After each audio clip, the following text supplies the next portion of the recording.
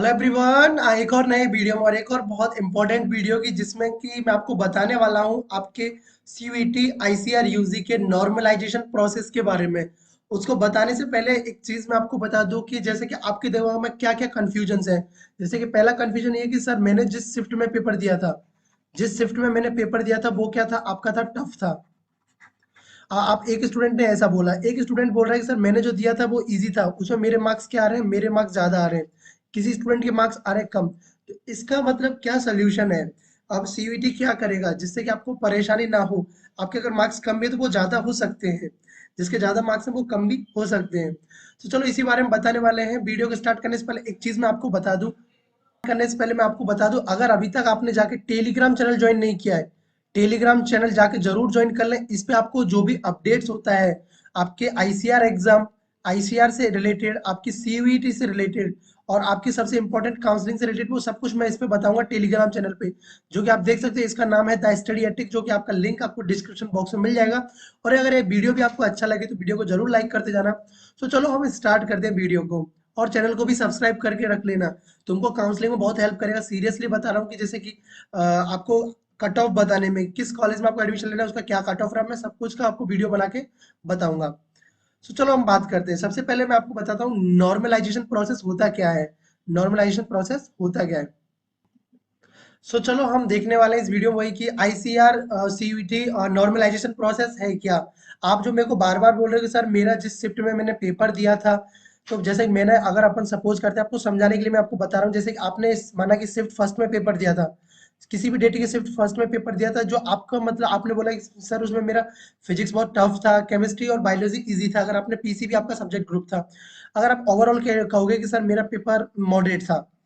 अगर माना कि कोई एक स्टूडेंट था जिसका कि पेपर था, माना कि सेकंड शिफ्ट में या किसी और डेट को किसी भी शिफ्ट में था, उसका पेपर था हार्ड था। और आपको पता है अगर पेपर आपका इजी होगा क्या होगा, अगर आपका पेपर इजी होगा इसका मतलब क्या है कि उसमें जो स्टूडेंट के ओवरऑल जो मार्क्स आएंगे, जो आपके ओवरऑल मार्क्स आएंगे, जो अगर आपका 600 का अगर पेपर था जिसमें आपके ओवरऑल मार्क्स आएंगे, वो आपके मार्क्स जैसे कि किसी स्टूडेंट के 450 प्लस आ रहा है, ये अगर इजी पेपर हुआ। और कुछ स्टूडेंट ऐसे जिनका पेपर बहुत मतलब टफ पेपर था, तो उनको बोल रहे कि सर मेरा 350 आ पा रहा है, 350 प्लस ही आ पा रहा है बस। तो ये जो डिफरेंस हो रहा है, क्योंकि आप तो बोलोगे कि सर हमारा इसमें क्या गलती है, हमको इजी पेपर दे दिया, इसको टफ, किसी दूसरे बंदे को टफ पेपर दे दिया, तो ये क्या है? तो भाई इसी को, प्रॉब्लम को रोकने के लिए जो सीयूईटी आईसीआर, जो अभी तो आपका, मैं आईसीआर इसलिए बोलता हूं क्योंकि सीयूईटी के अंदर ही आईसीआर हो रहा है, तो आपका क्या करती है, नॉर्मलाइजेशन करती है। नॉर्मलाइजेशन का मतलब होता है कि सबसे पहले क्या, जो आपका रो स्कोर है, जो भी आपका क्या आता है, पहला आता है आपका जो भी आपका रो स्कोर है, जो आपने आपका जो भी गेन किया है, आपका जो किया हुआ है, पहले तो उसको जो कन्वर्ट करते हैं परसेंटाइल के फॉर्म में,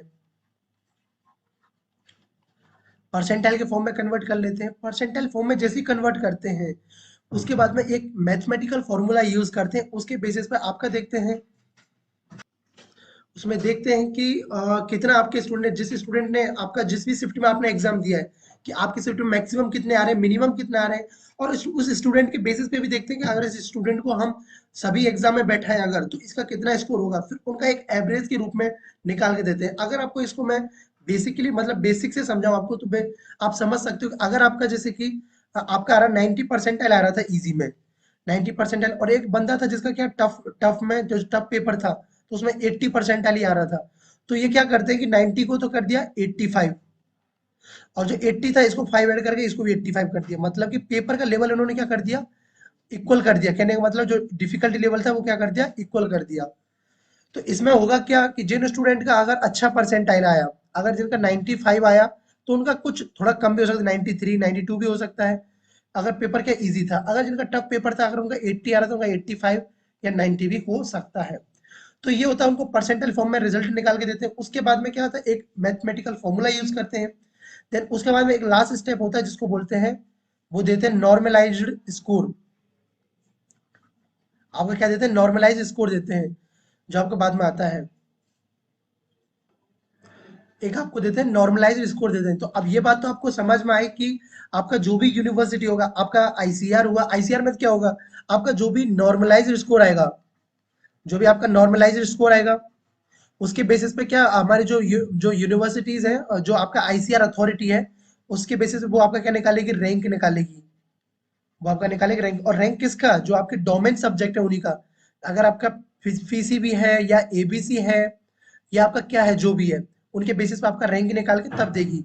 और अगर हम बात करें सीवीटी की, तो सीवीटी आपका नॉर्मलाइज स्कोर, जो भी यूनिवर्सिटी होंगी, आपने कोई अदर आईसीआर के अलावा जो भी आपने सेलेक्ट किया तो वो आपका नॉर्मलाइज स्कोर को पहले सेलेक्ट करेंगी। आपके जो परसेंटाइल फॉर्म में जो स्कोर था पहले, उसको नहीं देखेंगी। जो आपका नॉर्मलाइज होके आया कि आपका जो शिफ्ट वाइज जो आपको सबको इक्वल कर दिया गया एक पॉइंट पे जाके, उसको देखेंगे। तो इसमें जो स्टूडेंट का अभी जो परेशान हो रहे हैं इस चीज़ को लेके कि सर मेरा पेपर टफ था, तो वो इसमें बिल्कुल टेंशन ना लें। आप अच्छे से, आपका स्कोर आपका ऑटोमेटिक बढ़ जाएगा। अगर आपका पेपर में शिफ्ट में टफ गया था, इसमें नॉर्मलाइजेशन होना बहुत जरूरी है, वो होता भी है। ठीक ना? क्योंकि जो भी एकदम शिफ्ट वाइज होता है तो उसमें नॉर्मलाइजेशन प्रोसेस होता है। तो चलो, आई होप आपको ये समझ आया होगा कि नॉर्मलाइजेशन क्या होता है। बस इक्वल करने के लिए आपके शिफ्ट में, कि आपको ये होता है ना कि आपको ये नहीं रहे कि इसका पेपर टफ था आसान था, तो इसलिए ये यूज होता है।